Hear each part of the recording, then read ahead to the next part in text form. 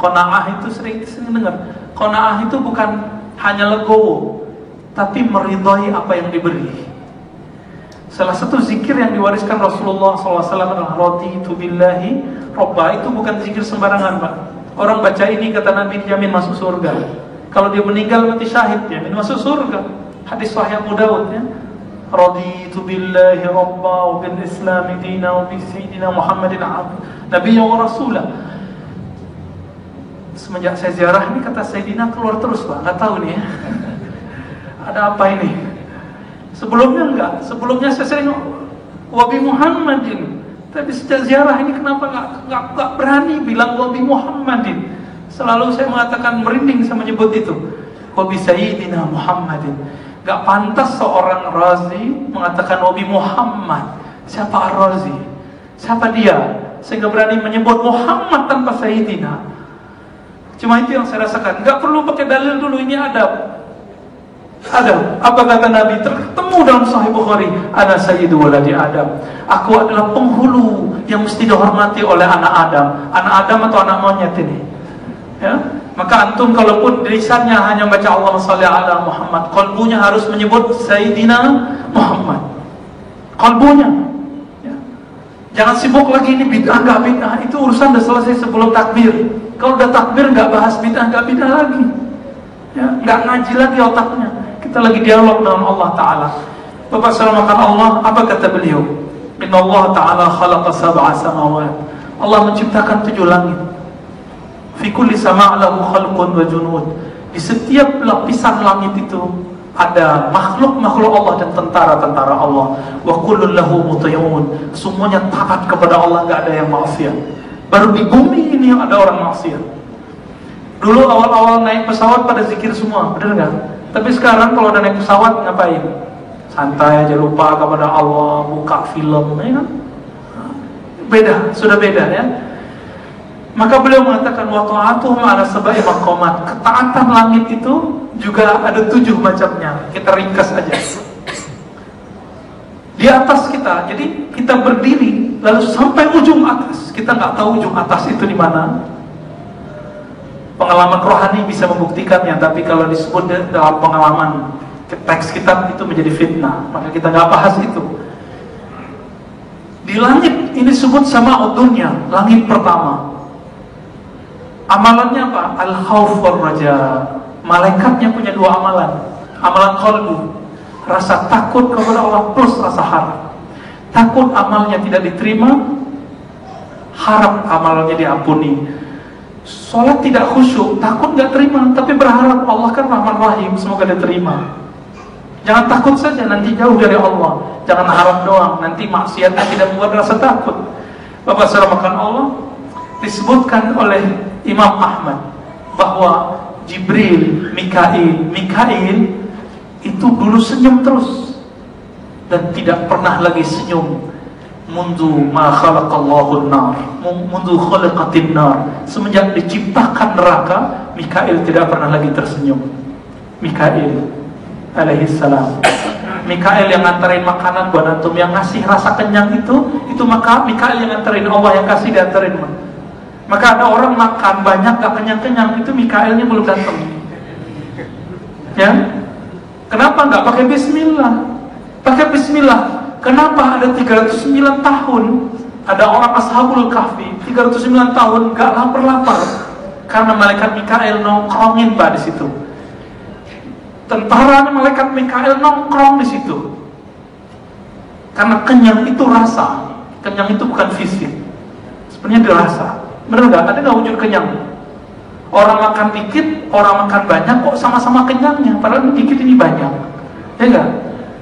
Sama Pak, ada orang nikah 1 istri, nikah 3 istri, sama-sama kenyangnya dia. Padahal ini 1, yang ini 3. Yang 1 kenyang dia, yang 3 kok nggak kenyang-kenyang, itu masalahnya apa? Ya mungkin dia belum bersahabat sama malaikat Mikail ya. Jadi ibu doain aja suaminya berteman sama malaikat Mikail.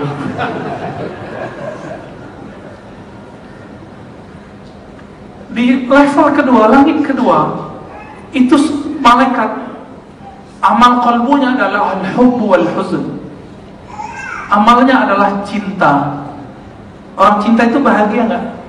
bahagia. Tapi wal huzun, dia juga punya sedih.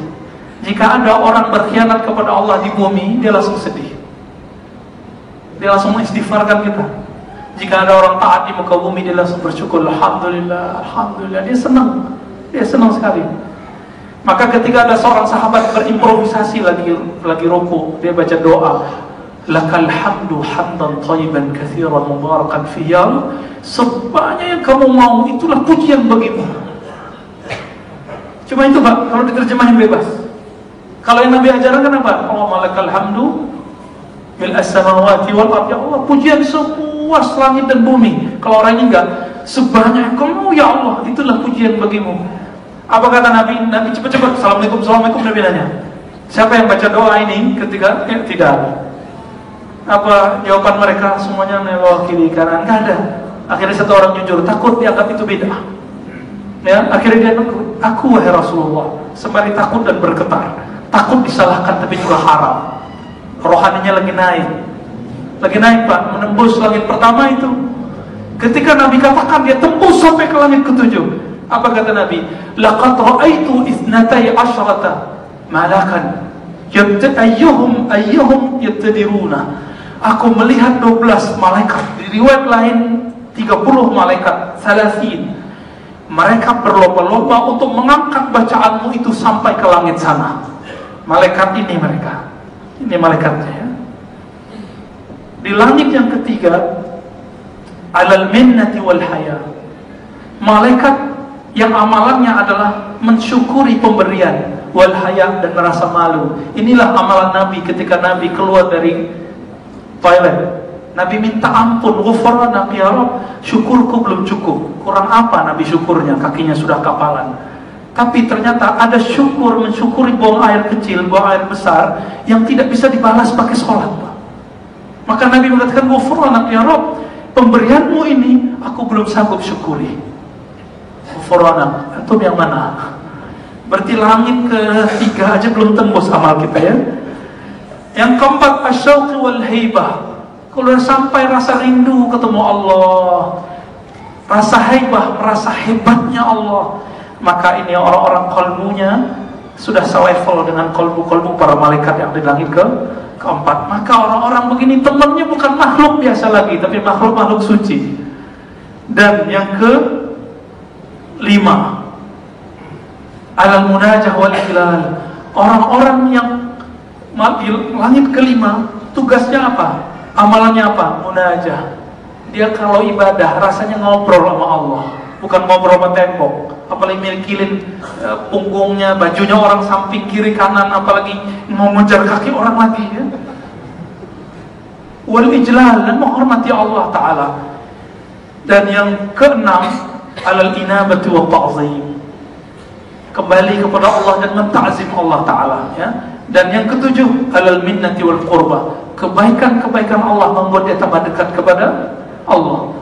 Bapak saudara makan Allah, maka beliau mengatakan ahwal para ahli qalbu itu minimal ketiga. Ini penutupnya, as-siqah bil madmun, yakin terhadap jaminan Allah. Udah yakin belum besok makan apa, nanti masa pensiun makan apa? Ada perasaan takut, berarti belum nyampe. Yang kedua, al-qiyam bil awamir, melaksanakan perintah sesanggupnya. Kalau Allah bilang qiyamul lail, qumil laila, bangun nanti malam. Yang belum bangun ntar malam, ini belum masuk ke level ini, belum jadi ahli qalbu, belum jadi ahli qalbu. Yang zikirnya masih lebih kurang banyak dengan lupanya, dia belum ahli qalbu. Beda munafik dengan mukmin apa? Munafik ingat Allah, lakin illa qalila, hanya sedikit.